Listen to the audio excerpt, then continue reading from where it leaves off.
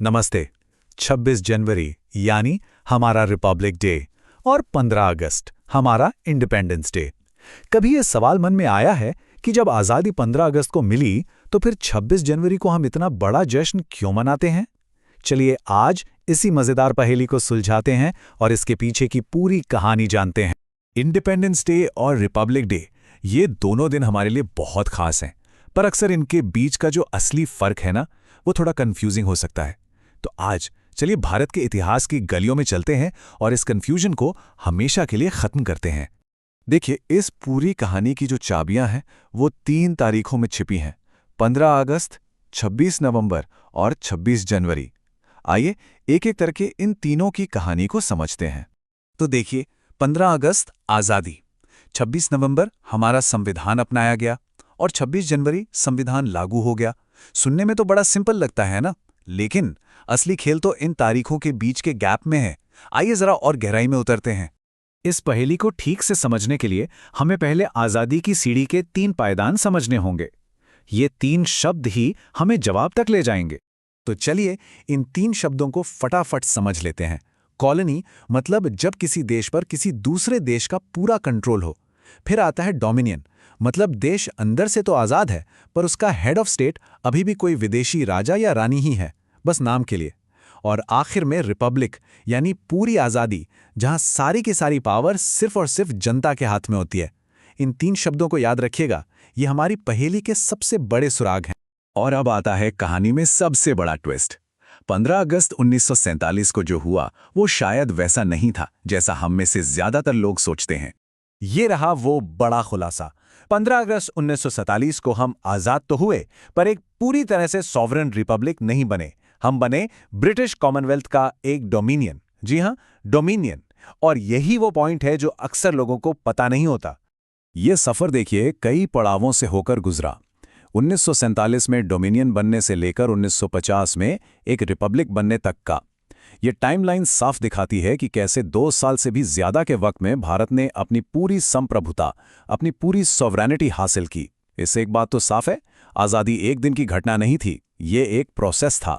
तो सवाल ये है कि इस डोमिनियन स्टेटस का असल में मतलब क्या था? इसका मतलब था कि कागजों पर हमारे देश के हेड अभी भी ब्रिटिश किंग थे और उनकी जगह भारत में एक गवर्नर जनरल काम करते थे। हमारा देश तब तक 1935 के एक पुराने ब्रिटिश कानून से ही चल रहा था, जब तक हमारी संविधान सभा अपना खुद का नया संविधान तैयार नहीं कर लेती। चलिए अब कहानी के उस हिस्से में चलते हैं जहां हमारे गणतंत्र का जन्म हुआ। आखिर 26 जनवरी को हुआ क्या था और सबसे जरूरी, यही तारीख क्यों चुनी गई? इस तारीख की जड़ें साल 1929 तक जाती हैं, जब जवाहरलाल नेहरू ने लाहौर में पूर्ण स्वराज का नारा दिया था, यानी हमें पूरी आज़ादी चाहिए, कंप्लीट इंडिपेंडेंस।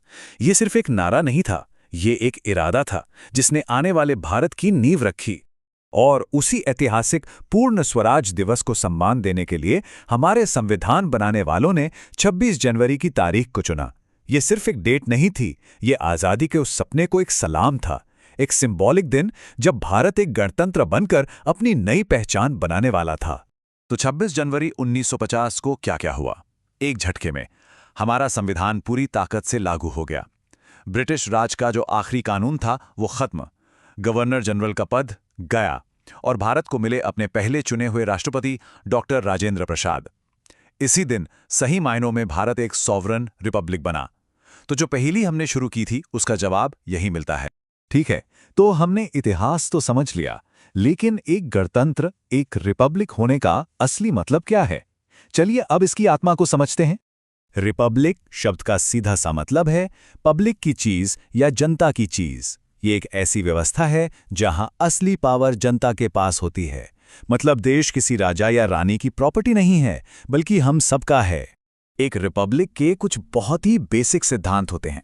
पहला, देश का हेड चुना जाता है, वो विरासत में कुर्सी पर नहीं बैठता। दूसरा, किसी को भी जन्म से कोई खास अधिकार नहीं मिलते। तीसरा, देश का कोई भी बड़ा पद हर नागरिक के लिए खुला है। और सबसे बड़ी बात, आखिरी फैसला हमेशा जनता का होता है। यही एक सच्चे गणतंत्र की पहचान है। लेकिन क्या सिर्फ कानून बना देने से कोई देश गणतंत्र बन जाता है, या ये एक ऐसा सफर है जो कभी खत्म ही नहीं होता? चलिए इस पर भी जरा सोचते हैं। यहां एक बहुत जरूरी बात समझनी होगी।